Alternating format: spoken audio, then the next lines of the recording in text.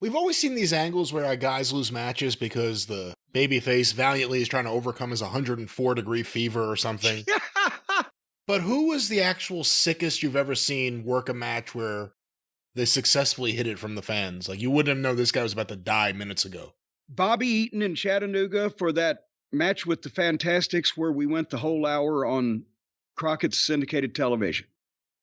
He was throwing up in the back. He was sweating. He had like 101.2 fever, whatever the it was. And I had to actually sit down with him and say, do you think you can do this, or do we need to tell Dusty now? He said, I can do it, Corny. I said, okay, Bob. And well, you've seen that match a number of times. Was that match of the year or second place to the other Fantastics match? Or I mean, up until a couple years ago, it was the consensus for the best tag team match to ever air on television in America. But only that. But yeah, but he was sick as a fucking dog. But you know, the light came on, the bell rang. Have you ever seen it go? Have you ever seen it go the other way? Well, yes. Well, hold on a second. But it's funny you brought up the babyface 104-degree fever because you're talking about Carrie, right, in the match with Flair. That's one of the times, but I've seen it done as an angle too. Well, but that's the thing is that when I went back, I drove back to Dallas and stopped and vomited along the way, and that's what our first week in the world-class territory culminated in.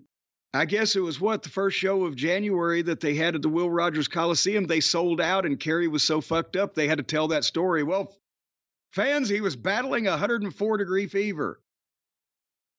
I think he was battling 104 fucking milligrams of whatever he fucking took.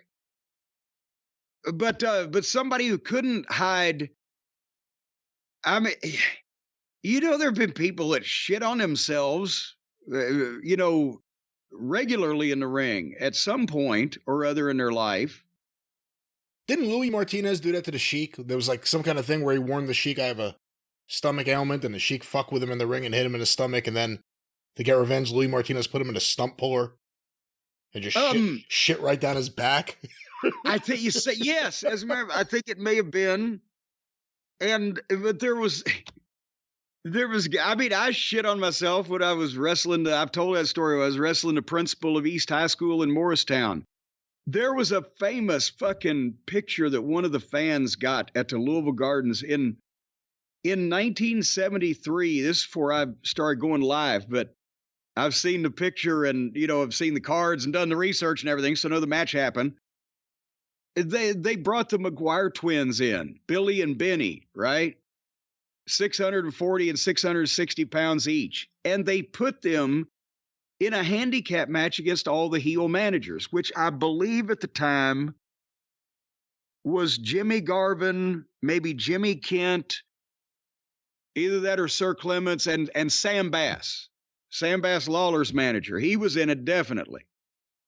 Because they did the deal where they shot all the managers in the turnbuckle, right? Boom. And then they went and they belly flumped them.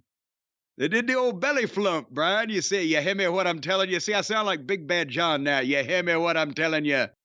He did the belly bump on him. And Sam Bass was in the back with all the other managers on top of him. And here comes these fucking bowling balls with arms and legs. Whoom! Sam Bass was wearing white trunks and white tights with the black stripe and the blah, blah, blah. And he shit all over himself. And the fan got the picture from behind of his entire seat of his white trunks turned brown.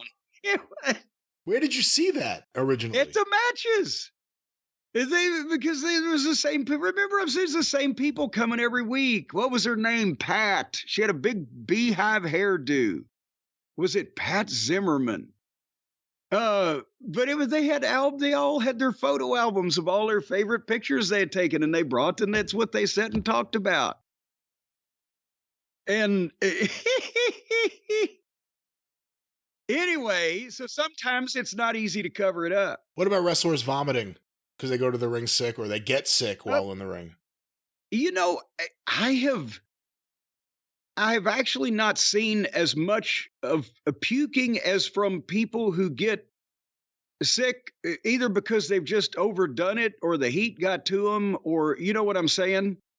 Because remember what that was the reason why Samoa Joe got pissed at that fucking goofy Teddy Hart at that Ring of Honor show 20 years ago in the cage match. Oh, where he got a concussion and then jumped off the cage 100 times? Yes, and he said he was he said he got a concussion. That's why he was puking, but he was fucking, I don't know what he was doing. But again, I'm not going to tell old stories repeatedly over and over, but for some reason he thought it was a good idea after the match was over to climb the top of this big ass tall cage and do a backflip and stick the landing in the middle of the ring. Okay, I'm stuck it in terms of landing on his feet. Boom, yay. And it was like, wow, people like, yay. And then he climbed the other side, did the same goddamn thing. The match is over. There's nobody else to fucking ring. So then he climbs the third side. He does the same goddamn. Well, now people are like, what the fuck? It's not even special anymore. He's killed his own deal. And about the time he climbed the third side, he also leaned over the top of the cage and started projectile vomiting out of the cage, out toward like the front row. People, oh shit! And then he turned. I guess he thought, well, I guess I shouldn't puke on the customers. So he turned around and he just starts spewing like a goddamn Family Guy fucking scene into the ring. And it's going fly like a fucking fire hose. And Samoa Joe's back there. He's got to go out and work. And whatever else was the next main event or whatever, the final match, had to go out there and in the fucking. So this Eddie flipped off all four sides and puked over two or three of them. And then and then he came back, and as he came back, Samoa Joe's there. You stubborn, you dumb motherfucker. What the fuck are you doing? And he's going to fucking eat this guy. And years later, I had told this story 15 years ago somewhere. And because I came and kind of grabbed him to see Joe get in trouble. And he was I don't even know if I'd started with TNA yet. I think I may have just, been a Ring of Honor show. Yeah, I think this may have been well before then. Yeah, but I just didn't want Joe to get in trouble. Joe, come on, I can't get on. Don't worry about it, whatever. And later on, Teddy Hart said, Cornette's talking like he saved my life. He would have killed Samoa Joe, is what felonious feline it was saying. That would be Teddy Hart's name if he was a masked wrestling superhero. Felonious feline. Is he in prison? I don't know. We haven't heard anything about him. I think he may be. He may be. Well, no, I think nobody's ever said they've ever sent him to jail for anything. They just keep arresting him, and then he either doesn't show up or moves away. I don't know what's going on. They did a documentary series on him, and then it came out that a girl that he was dating disappeared.